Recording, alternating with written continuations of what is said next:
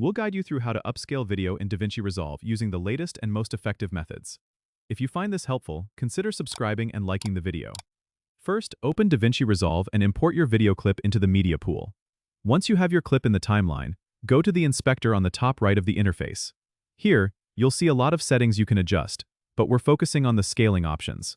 Under Time and Scaling, make sure to set the scaling mode to smoother. This is crucial for achieving a better upscale quality. Next, you'll want to go to the Deliver page to export your video. Here, choose your preferred export settings, but make sure to set the resolution higher than your original video.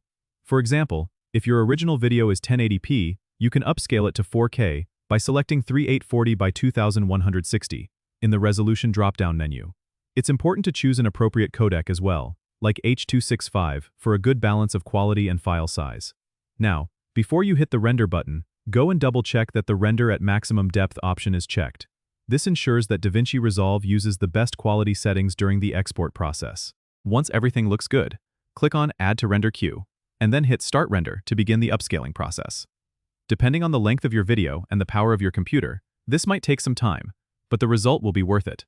You'll have a beautifully upscaled video with enhanced detail. Don't forget to subscribe and comment if this helped you out.